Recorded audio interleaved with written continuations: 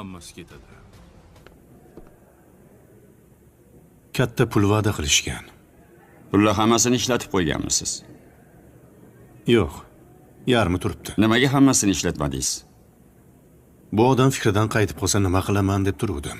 Demak, sotilayotgan xonadonlar Xomashyoga to'lagan puldan yopyapmiz. Men o'sha pulni topib bergan bo'lardim. Endi nima qilaman, bilmayman. Bank ham shuncha pulni menga bermaydi.